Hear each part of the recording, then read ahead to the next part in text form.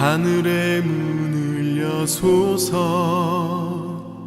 이곳을 주목하소서 주를 향한 노래가 꺼지지 않으니 하늘을 열고 보소서 이곳에 임재하소서 주님을 기다립니다 기도의 향기가 하늘에 닿으니 주여 임재하여 주소서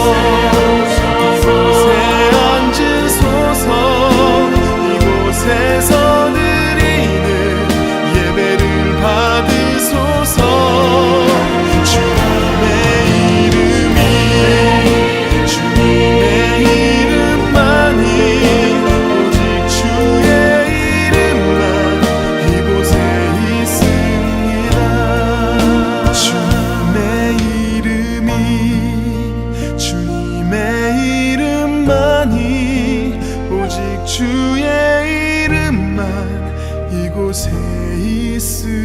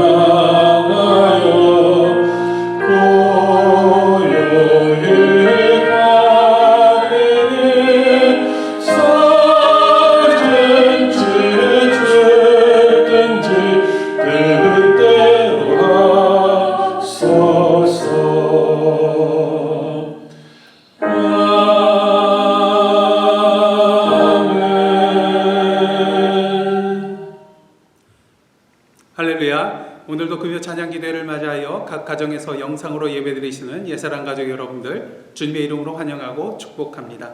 다 함께 기도하시겠습니다. 사랑의 하나님, 오늘도 아브라함의 말씀을 통하여 주님의 참된 진리와 생명의 말씀을 받고자 합니다. 오늘도 성령으로 임하여 주시사 정한 마음을 창조하여 주시고 주님의 말씀을 주님의 말씀으로 온전히 받는 은혜의 시간 될 수 있도록 인도하여 주옵소서. 예수님의 이름으로 기도드리옵나이다. 아멘. 오늘 이 시간 저희들에게 주시는 하나님의 말씀은 창세기 13장 5절로부터 18절까지의 말씀입니다. 저와 여러분이 한 절씩 교독하도록 하겠습니다. 아브라함의 일행 롯도 양과 소와 장막이 있으므로 그 땅이 그들이 동거하기에 넉넉하지 못하였으니 이는 그들의 소유가 많아서 동거할 수 없었음이니라. 그러므로 아브라함의 가축의 목자와 롯의 가축의 목자가 서로 다투고 또 가나안 사람과 브리스 사람도 그 땅에 거주하였는지라. 아브라함이 롯에게 이르되 우리는 한 친족이라 나나 너나 내 목자나 내 목자나 서로 다투게 하지 말자. 내 앞에 온 땅이 있지 아니하냐. 나를 떠나가라. 네가 좌하면 나는 우하고 내가 우하면 나는 좌하리라. 이에 롯이 눈을 들어 요단 지역을 바라본즉 소알까지 온 땅에 물이 넉넉하니 여호와께서 소돔과 고모라를 멸하시기 전이었으므로 여호와의 동산 같고 애굽 땅과 같았더라. 그러므로 롯이 요단 온 지역을 택하고 동으로 옮기니 그들이 서로 떠난지라. 아브라함은 가나안 땅에 거주하였고 롯은 그 지역의 도시들에 머무르며 그 장막을 옮겨 소돔까지 이르렀더라. 소돔 사람은 여호와 앞에 악하며 큰 죄인이었더라. 롯이 아브라함을 떠난 후에 여호와께서 아브라함에게 이르시되 너는 눈을 들어 너 있는 곳에서 북쪽과 남쪽 그리고 동쪽과 서쪽을 바라보라. 보이는 땅을 내가 너와 내 자손에게 주리니 영원히 이르리라. 내가 내 자손이 땅의 티끌 같게 하리니 사람이 땅의 티끌을 능히 셀 수 있을진데 내 자손도 세리라. 너는 일어나 그 땅을 종과 횡으로 두루 다녀보라. 내가 그것을 내게 주리라. 이에 아브라함이 장막을 옮겨 헤브론에 있는 마므레 상수리 수풀에 이르러 거주하며 거기서 여호와를 위하여 제단을 쌓았더라. 아멘. 이는 하나님의 말씀입니다. 여러분에게 재산이 얼마만큼 있으면 행복하시겠습니까? 1920년에 태어나셔서 현재 100세가 되신 김형석 명예교수께서 4년 전에 100년을 살아보니란 책을 저술하였습니다. 근데 이 책에서 김형석 교수는 사람이 어느 정도의 재산이 필요한가에 대하여 이렇게 답을 하고 있습니다. 한번 들어보시죠.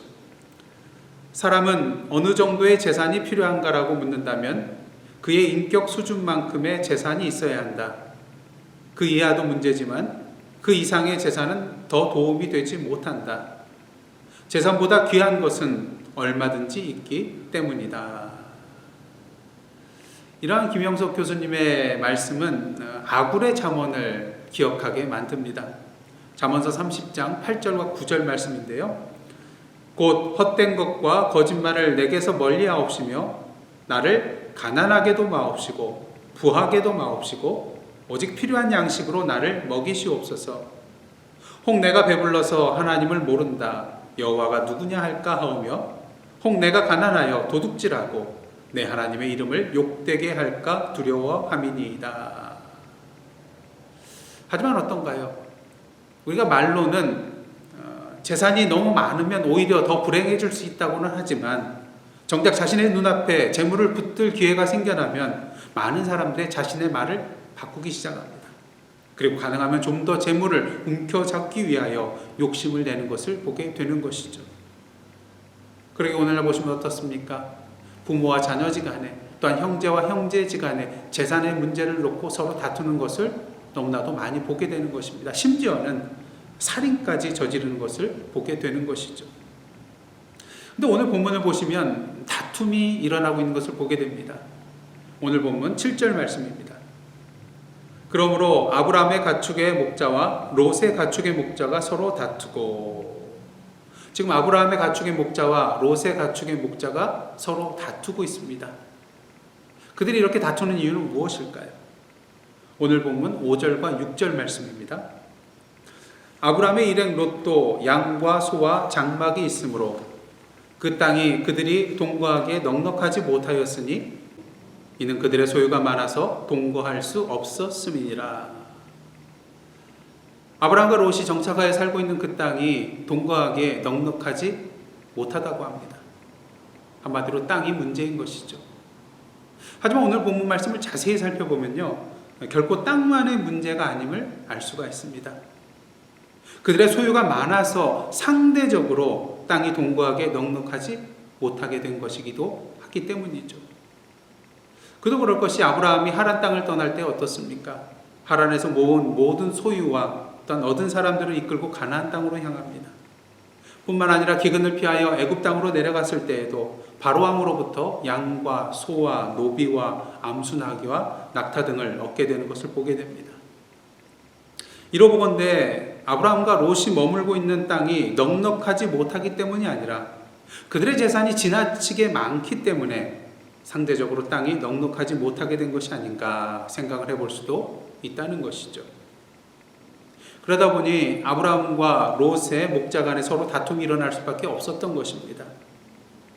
아마도 아브라함과 롯은 이 사실에 대해서 분명히 알고 있었을 것입니다. 가축을 제대로 돌보기 힘든 상황 가운데 아브라함의 목자들은 아브라함에게 찾아와서 조카 롯의 목자들에 대하여 부정적인 그러한 보고를 하고 불만을 토로했을 것입니다. 롯의 목자들도 마찬가지겠죠. 롯에게 찾아가서 아브라함의 목자들이 어떻게 행하였는가 부정적으로 말하고 불만을 토로했을 것입니다. 하지만 이러한 상황 속에서 아브라함과 롯은 서로 눈치만 보지 않았을까 그런 생각을 해보게 됩니다. 아브라함이 사랑하는 조카에게 뭐라고 말할 수 있겠습니까? 어떤 조카가 그동안 자신을 돌봐주고 이끌어준 그 삼촌 아브라함에게 도대체 무슨 말을 할 수가 있겠습니까? 문제는 이 다툼의 문제가 그냥 하루 이틀 시간이 지나면 자연적으로 해결되는 문제가 아니라는 것이죠. 그저 덮는다고 해결될 수 있는 문제도 아닙니다. 이 다툼의 근원이 되는 땅의 문제가 풀리지 않고서는 결코 끝날 일이 아니기 때문인 것이죠. 이 일로 인하여 아브라함과 롯의 관계가 점점 더 서먹해지고 굉장히 불편해졌을 것입니다. 여러분, 교회 안에서도요, 성도들 간에 다툼이 일어나고 관계가 악화되는 그런 경우들이 있는데 그 원인 중에 하나가 자녀들 간의 문제입니다. 자녀들 간의 다툼이 일어나면 어떻습니까? 부모가 나서서 이 아이들을 화해시키고 또 사이좋게 지낼 수 있도록 그렇게 중재의 역할을 해줘야 되는데 문제가 무엇입니까? 상대방 아이의 말은 들어보지도 아니한 채 내 아이의 말만 듣고서는 화가 나서 상대방 아이의 부모를 찾아가서 싸우게 된다는 것이죠. 그런 의미에서 아브라함과 롯도 둘 다 마음이 불편했을 것입니다. 그렇다면 이 문제는 어떻게 해결을 해야 할까요? 8절과 9절 말씀을 보시면 드디어 아브라함이 마음을 정하고 롯을 불러서 이렇게 말을 합니다. 아브라함이 롯에게 이르되 우리는 한 친족이라 나나 너나 내 목자나 네 목자나 서로 다투게 하지 말자. 네 앞에 온 땅이 있지 아니하냐. 나를 떠나가라. 네가 좌하면 나는 우하고 네가 우하면 나는 좌하리라. 아브라함의 해결책은 서로 떨어져서 지내자는 것이었습니다. 꼭 떨어져서 지내야 했을까요? 예, 그래야만 했습니다. 왜냐하면 그들의 문제는 제로섬 게임이 아니었기 때문인 것입니다. 제로섬 게임이란 게임의 모든 참여자의 이득과 손실을 합산하였을 때 제로가 되는 게임을 말합니다. 이런 경우 공평한 해결책은 서로 욕심을 내지 않고 이득도 보지 않고 손해도 보지 않는 그러한 길로 가는 것이겠죠. 하지만 아브라함과 롯의 경우는 욕심을 내지 않고 그냥 가만히 있으면 서로 손실만 생기는 마이너스 썸 게임이었다는 것입니다. 왜냐하면 근본적으로 땅이 부족했거든요. 그리고 이들의 목자들이 다투게 된 또 한 가지의 이유가 있을 수가 있는데요. 여러분, 만일 그 땅이 가축을 치기에 넉넉한 땅이었다면 아브라함과 롯의 목자들 간에 다툼이 일어나지 않았을까요? 물론 다툼의 횟수는 보다 적을 수 있겠지만 다툼 없이 항상 평화를 유지할 수는 없었을 것입니다.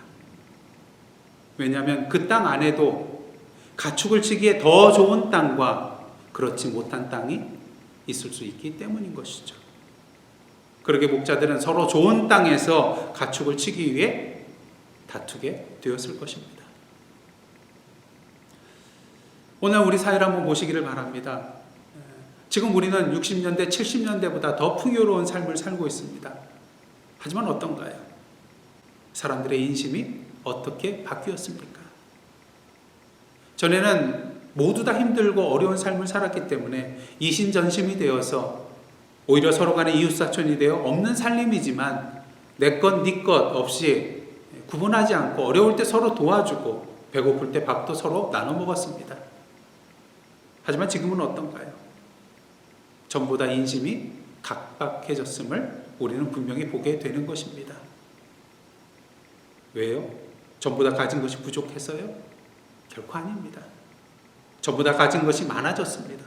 특히 전부 다 확실하게 많아진 것이 있는데 그것은 바로 우리 인간의 욕심인 것이죠. 전에는 내 것도 네 것이라는 그런 마음을 가지고 살았습니다. 그런데 이제는 내 것은 내 것이고 네 것은 네 것이다. 그래 한 걸음 더 나아가서 네 것도 내 것이란 마음으로 살고 있는 것이 바로 현대인의 모습이라고 할 수가 있는 것입니다. 그러니 다툴 수밖에요. 그러게 아브라함은 아예 롯과 떨어져 지내는 것이 해결책이라고 생각하였던 것 같습니다. 이렇게 하면 서로 마주칠 일도 없고요, 싸울 일도 생기지 않을 테니까요. 많은 사람들이 사회생활을 하면서 다른 사람과는 싸우지 않고 잘 지내면서 왜 가족지간에는 그렇게 많이 다투고 싸우게 되는 것일까요? 그 이유는 도대체 무엇일까요? 여러 가지 많은 이유가 있겠지만 가장 큰 근본적인 이유는 너무 가까이 붙어 살기 때문인 것입니다. 만일 평소에 싸우지 않고 잘 지내는 사람과 함께 같은 집에서 하루 종일 붙어 살게 한다면 어떨까요? 머지않아 분명히 다투는 일이 생겨날 것입니다. 왜요? 서로 생각하는 것이 다르고요, 삶의 기준도 다르기 때문인 것입니다. 특히 내 것이라고 생각하는 것, 내 영역이라고 생각하는 곳, 내 시간이라고 생각하는 부분이 침해를 받게 되면은, 또한 상대방이 내 판단과 기준에 반하는 행위를 자꾸 해나가게 된다면 스트레스를 받고 결국에는 화를 낼 수밖에 없게 되는 것이겠죠.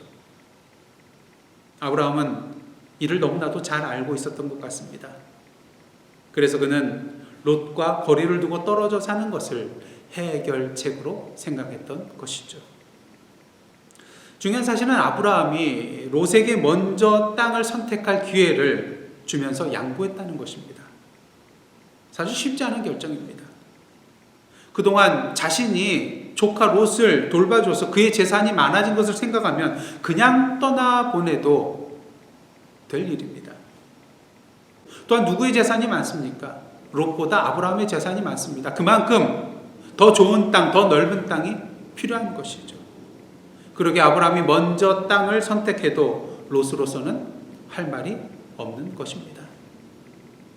하지만 아브라함은 그렇게 하지 않았습니다. 롯에게 우선권을 주게 되었습니다. 롯이 눈을 들어 땅을 살펴봅니다. 살펴보니까 동쪽의 요단 지역이 물이 넉넉하고 여호와의 동산 같고 애굽 땅과 같이 보였습니다. 그러게 그는 요단 온 지역을 선택하고 동쪽으로 옮겨가게 됩니다. 이 아브라함은 가나안 땅에 거주하였고요, 롯은 여러 도시들을 다니다가 소돔 가까이에 장막을 치고 자리를 잡게 됩니다. 만약 여러분이 아브라함이라면 어떠한 마음이 드시겠습니까? 이제 모든 것이 잘 해결되었으니 이러한 마음 가운데 만족해 하시겠습니까? 아마 마음 한구석에 허탈한 마음, 후회하는 마음, 더 나아가 괘씸해하는 마음이 들었을지도 모르겠습니다. 마치 이러한 마음이죠. 괘씸한 것 같으니라고. 지금까지 내가 어떻게 대해주었는데. 제가 보기에는 저 땅이 좋아 보이니 삼촌이 저 땅을 차지하고 저는 다른 땅으로 가겠습니다. 이렇게 해야 되는 것 아니야? 최소한 나한테 삼촌, 제가 요단 땅을 가져도 되겠습니까? 라고 물어봐야 되는 거 아니야? 괜히 먼저 선택하라고 한 것 아닌가? 이런 마음이 들었을 수도 있다는 것이죠. 오늘 본문은 아브라함이 어떠한 마음을 가졌는지 묘사하고 있지는 않습니다. 다만 생각한 건데 롯을 떠나보내면서 인간적으로 허전한 마음, 또 다소 섭섭한 마음이 있었을 것입니다. 이런 아브라함의 마음을 아시는지 하나님께서 그에게 나타나셔서 말씀하십니다. 오늘 본문 14절로부터 16절 말씀입니다. 너는 눈을 들어 너 있는 곳에서 북쪽과 남쪽 그리고 동쪽과 서쪽을 바라보라. 보이는 땅을 내가 너와 네 자손에게 주리니 영원히 이르리라. 내가 네 자손이 땅에 티끌 같게 하리니 사람이 땅에 티끌을 능히 셀 수 있을진데 내 자손도 세리라. 롯이 떠나게 됨으로 말미암아서 허전하고 상심할 수도 있는 이 아브라함의 마음을 당신의 약속의 말씀으로 채워주시는 하나님의 자상함을 볼 수가 있습니다. 그리고 이어서 하나님께서 계속 말씀하십니다. 17절입니다. 너는 일어나 그 땅을 종과 횡으로 두루 다녀보라. 내가 그것을 내게 주리라. 하나님께서 약속하신 땅을 두루 다니는 것은 그 땅이 아브라함의 소유가 됐다는 것을 상징적으로 나타내는 행위라고 할 수가 있겠습니다. 그러기에 아브라함은 한 걸음 한 걸음 그 약속의 땅을 밟으며 나아갈 때에 하나님께서 약속하신 티끌과 같이 수많은 그런 그의 자손들이 그 땅 위에 살아가게 될 것을 믿음의 눈으로 바라보며 더욱더 여호와 하나님을 향한 자신의 믿음을 견고히 하였을 것입니다. 그리고 그는 베델 남방에 있는 헤브론에 있는 마므레 상수리 숲에 이르러 거기 거주하며 거기서 여호와를 위하여 제단을 쌓게 됩니다. 하나님의 약속에 대한 믿음과 감사의 응답이라고 할 수가 있는 것이죠. 저희들은 지난주에 연약한 아브라함의 모습을 함께 살펴보았었습니다. 하나님께서 인도하여 주신 그 가나안 땅에 기근이 들자 하나님께 묻지도 않고 약속의 땅을 떠나 애굽으로 향합니다. 자신의 안전을 위하여 연약한 아내를 희생양으로 삼습니다. 이를 위하여 거짓말을 합니다. 물론 사라가 그의 이복 누이이기 때문에 그녀를 누이라고 한 것은 거짓이 아니라 사실이었습니다. 하지만 이러한 사실을 통하여 그녀가 또한 자신의 아내라는 진실을 감추려고 하였기 때문에 결국 아브라함은 거짓을 말하고 행한 것이라고 할 수 있는 것이죠. 오직 하나님의 말씀만을 믿고 순종하며 자신의 고향과 친척과 아버지의 집을 떠나 가나안 땅으로 향하였던 그의 믿음의 모습은 찾아볼 길이 없는 것입니다. 하지만 하나님께서 애굽의 바로왕과 그의 집에 재앙을 내리심으로 말미암아 아브라함으로 하여금 다시 자신의 아내를 얻게 하고 바로왕에게 선물로 받았던 그 모든 것들을 그대로 가지고 애굽 땅에서 나올 수 있게 되었습니다. 그리고 이러한 하나님의 긍휼과 사랑과 인도하신 가운데 아브라함은 그가 처음으로 제단을 쌓고 여호와의 이름을 불렀던 그곳으로 다시 돌아오게 됩니다. 무엇을 의미하나요? 처음 믿음과 처음 신앙의 자리로 돌아왔다는 것이죠. 다시 시작하고 있다는 것입니다. 그렇다면 정말로 아브라함이 달라졌을까요? 우리 오늘 본문 속에 나오는 아브라함의 모습을 통하여 그가 진정 달라졌음을, 그가 변했음을 분명히 보게 되는 것입니다. 첫째로 아브라함은 땅 자체가 아닌 하나님의 약속을 바라보고 있는 것을 보게 됩니다. 지난주 본문을 보시면 가나안 땅에 기근이 들자 애굽 땅으로 내려갑니다. 왜 그렇습니까? 자신의 살 길은 기근이 있는 약속의 땅이 아니라 나일 강이 흐르고 있는 그 비옥한 애굽 땅이라고 생각했기 때문인 것이죠. 하지만 오늘 본문 말씀을 보시면 어떻습니까? 아브라함이 롯에게 네가 좌하면 나는 우하고 네가 우하면 나는 좌하리라 말하고 있습니다. 결코 땅에 집착하지 않는 그의 모습인 것이죠. 왜요? 애굽에서 분명히 경험했거든요. 자신의 힘으로는 아무것도 할 수 없는, 모든 소망이 끊어지고 포기할 수밖에 없는 그런 무기력한 상황 가운데서도 그 상황을 역전시켜 주셔서 자신을 건져 주실 뿐만 아니라 큰 재산을 이끌고 나올 수 있도록 인도해 주신 분이 바로 여호와 하나님이시라는 것을 말입니다. 그러기는 이러한 경험 속에서 어떠한 상황 속에 있다 할지라도 여호와 하나님께서 당신의 약속의 말씀을 지키시고 이루어 주실 것이라는 것을 분명히 깨닫고 확신하였을 것입니다. 이러한 그의 달라진 모습은 그의 조카 롯과 비교할 때에 더욱더 분명하게 드러난다고 할 수가 있겠습니다. 먼저 땅을 선택할 수 있는 그런 기회를 잡은 롯은 눈을 들어서 요단 지역을 바라보게 됩니다. 온 땅에 물이 넉넉한 것을 보니 여호와의 동산 같고 애굽 땅과 같습니다. 그런데 문제가 있습니다. 오늘 본문 10절 말씀입니다. 이에 롯이 눈을 들어 요단 지역을 바라본즉 소알까지 온 땅에 물이 넉넉하니 여호와께서 소돔과 고모라를 멸하시기 전이었으므로 여호와의 동산 같고 애굽 땅과 같았더라. 다 좋은데 뭐가 문제입니까?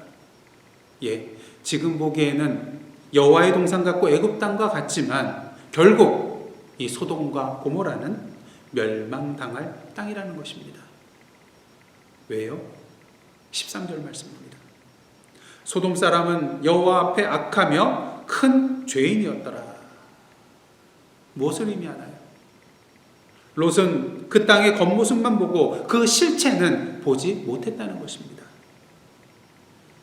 여러분들이 이사를 하게 되면 가장 먼저 무엇을 고려를 하시나요? 일단 집 자체보다는 이사갈 동네를 먼저 선택하게 될 것입니다.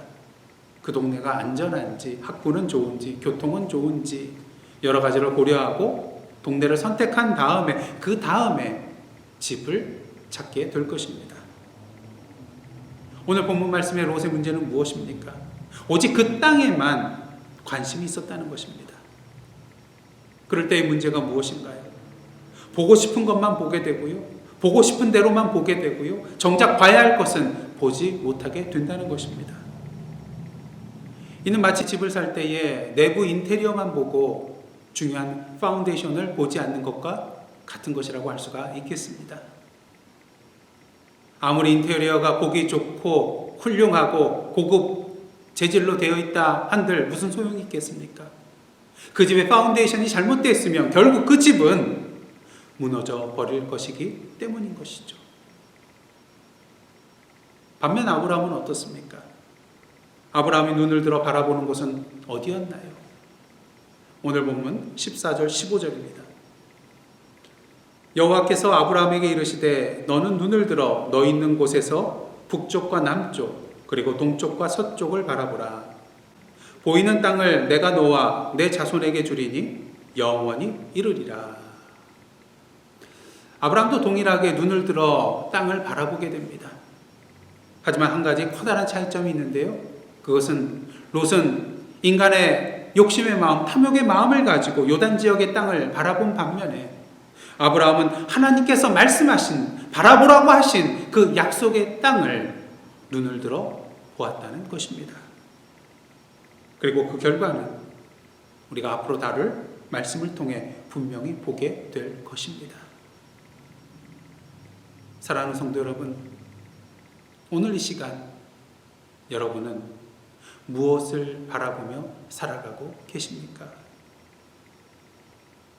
바라기는 인간적인 탐욕의 마음을 가지고 땅 자체를 바라보지 마시기를 원합니다. 그러할 때에는 보고 싶은 것만 보고 듣고 싶은 것만 듣고 보고 싶은 대로만 보고 듣고 싶은 대로만 듣고 정작 봐야 할 것은 보지 못하고 들어야 될 것은 듣지 못하기 때문인 것입니다. 그러기에 오늘도 탐심으로 가득한 육적인 롯의 눈이 아닌 영적인 아브라함의 눈으로 하나님께서 바라보라고 하시는 그 약속의 땅을 믿음으로 바라보시며 나아가시는 저와 여러분의 삶이 되기를 간절히 원합니다. 그리하여 오늘도 어떠한 상황에 처해 있든지 그 상황에 끌려다니기보다는 하나님의 약속에 이끌림을 받는 저와 여러분의 삶이 되시기를 주님의 이름으로 축원합니다. 그다음 둘째로 아브라함은 타인을 위하여 자신을 희생하고 있습니다. 지난주 말씀을 보시면 자신의 안전을 위하여 사랑하는 아내 사라를 희생양으로 내몰았던 아브라함입니다. 자신을 위해서라면 사랑의 관계마저도 깨뜨릴 수 있는 그의 모습이었던 것이죠. 하지만 오늘 본문 말씀을 보시면 자신의 조카를 위하여 선택권을 양보하는 그의 모습을 보게 됩니다. 롯이 좋은 땅을 선택하면 선택할수록 아브라함은 상대적으로 손해를 보게 되는 것이죠. 그런데 그럼에도 불구하고 그가 이렇게 할 수 있었던 이유는 무엇일까요?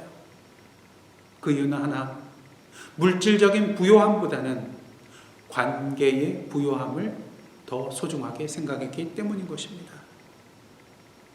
만약 아브라함이 자신이 좋은 땅을 차지하고 롯을 먼 곳으로 내쫓았다면 롯은 평생 마음의 상처를 입고 아브라함을 원망하고 저주하면서 살게 되었을 것입니다. 오늘날 많은 사람들이 자신의 지위를 악용하여 약자를 괴롭히고 억압하고 핍박합니다. 오늘 같은 경우에 아브라함은 자신들의 목자들이 찾아와서 롯의 목자들에게 불평을 하게 된다면 어떻게 할까요? 롯으로 하여금 자기 방으로 들어오게 하겠죠. 그리고 롯을 나무로 하고 롯의 목자들로 하여금 다른 곳에 가서 가축을 치도록 하라고 명령을 할 것입니다.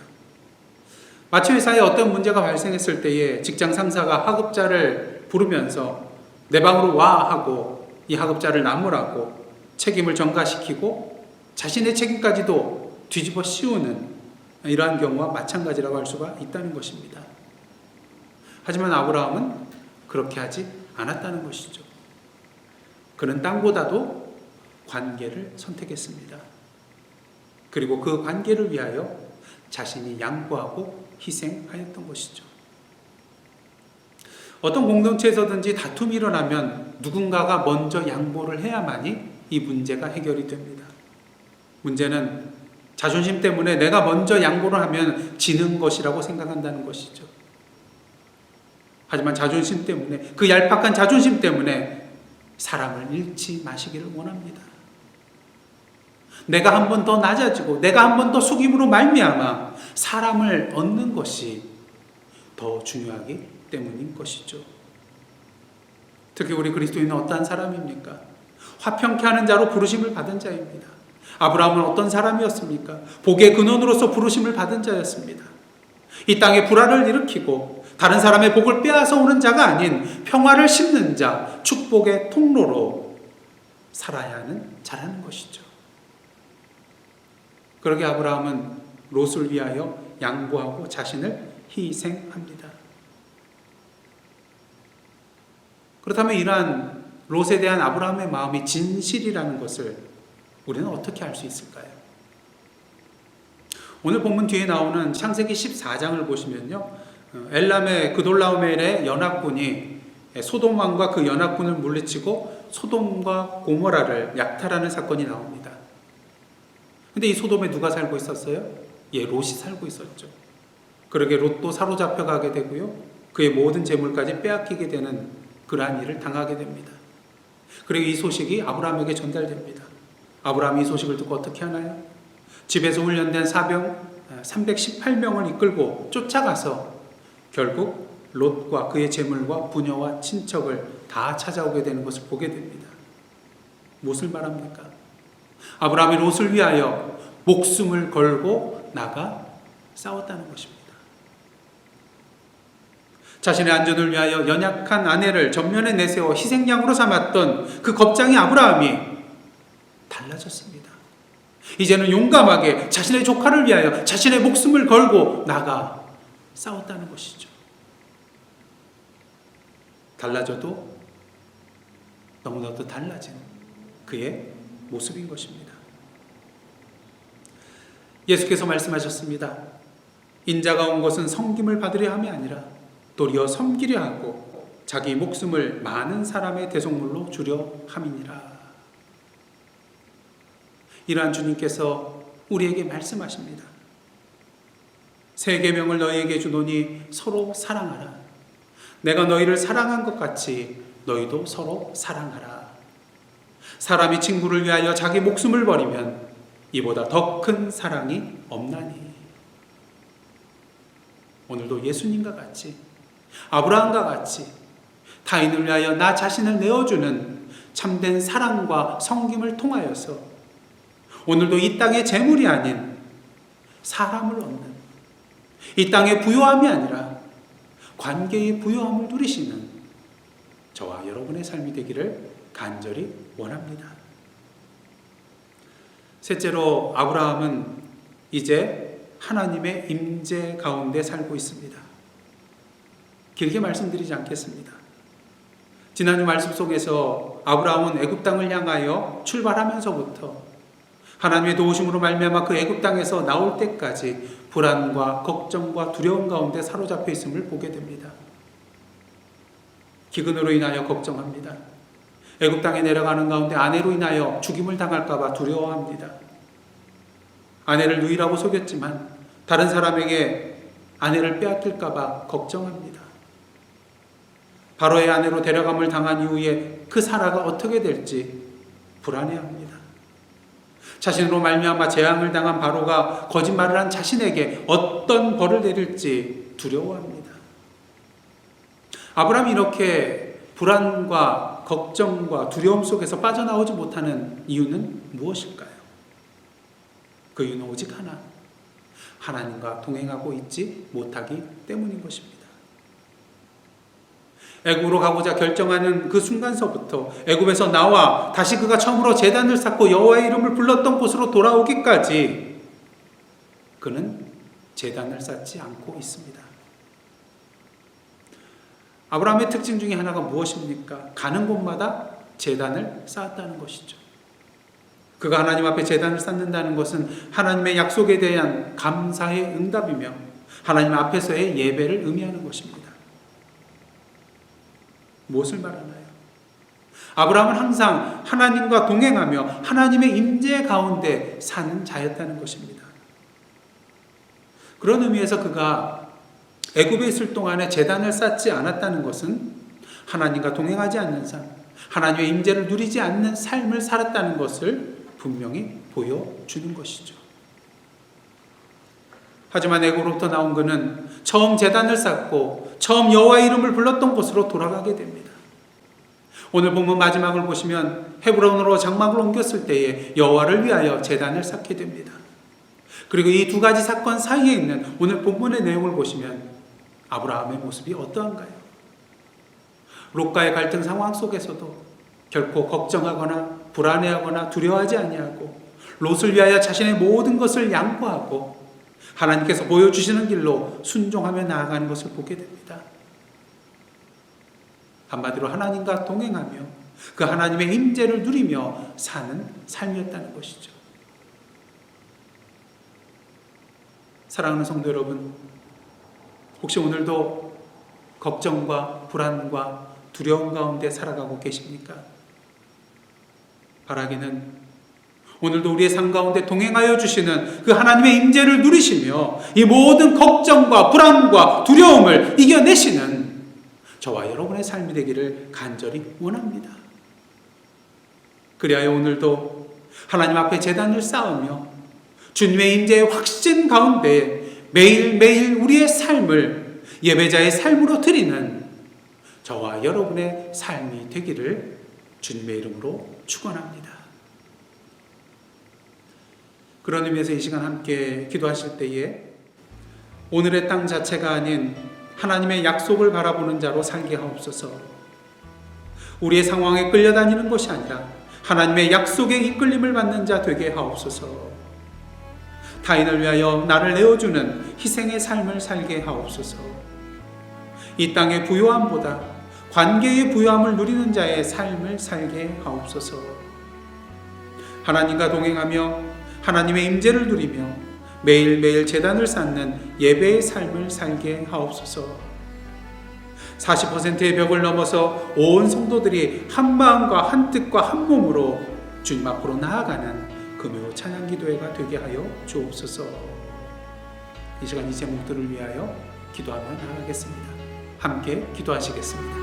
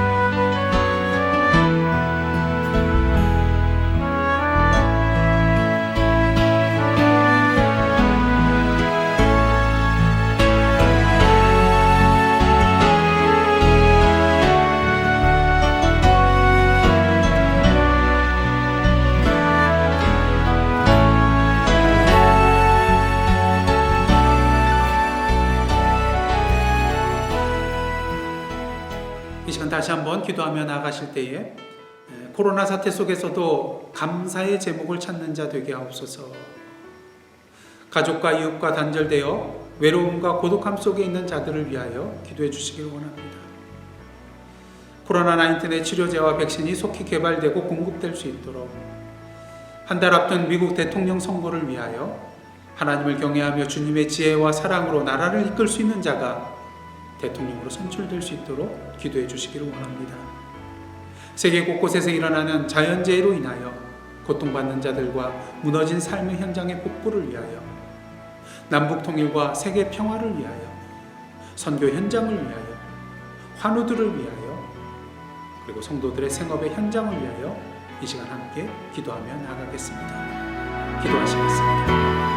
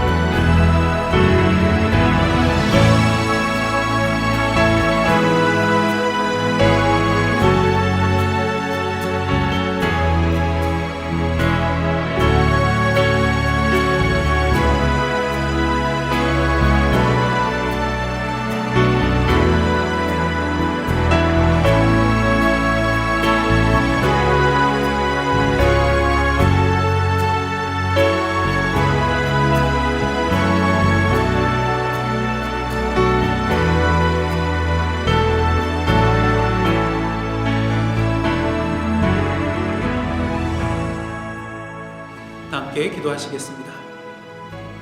사랑의 하나님, 오늘도 말씀과 찬양과 기도 가운데 은혜를 누리게 하시고 참된 진리와 생명의 길로 나아가게 인도하여 주심에 감사드립니다.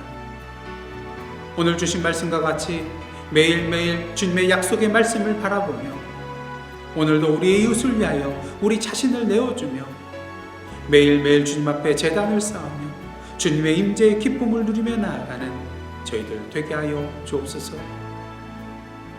이 시간 이 세상을 위하여 기도합니다.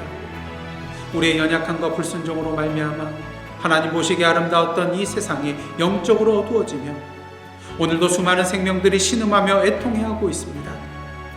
성령이여, 오늘도 우리의 눈물을 닦아주시고 애통해하는 심령 가운데 임하여 주시사 위로하여 주옵소서. 주님 안에서 참된 소망 가운데 새롭게 일어설 수 있도록 인도하여 주옵소서. 오늘도 이 땅의 모든 그리스도인들과 교회를 불러주시고 세워주시고 능력 주신 주님이시여, 우리 바다 덮음같이 여호와의 영광을 인정하는 것이 세상에 가득하게 될 그날을 믿음으로 바라보며 오늘도 하나님의 나라와 그 의를 위하여 헌신하며 나아가는 저희들, 그리고 주님의 몸된 교회들 되게 하여 주옵소서. 선교 현장을 위하여 기도합니다. 멕시코와 건옥시틀란 베들교회와 사무엘 목사님을 비롯한 모든 동역자들, 그리고 15개의 종족마을 교회를 통하여 주님의 참된 사랑과 생명의 빛이 전달되게 하시고 7명의 입양 아이들이 주님의 사랑과 지혜로 자라나 그 나라의 믿음의 역군으로 쓰임받을 수 있도록 인도하여 주옵소서. 오늘도 세계 곳곳에서 목숨을 걸고 십자가의 진리와 사랑을 전하고 계시는 선교사님들과 선교의 현장 가운데 성령으로 임재하여 주시사 주님의 생명의 말씀이 선포되고 사랑의 손길이 전달될 때에 절망과 낭망의 땅이 기쁨의 땅, 소망의 땅으로 변하게 하시고 죽음과 어둠의 땅이 생명과 빛의 땅으로 변하게 하여 주옵소서.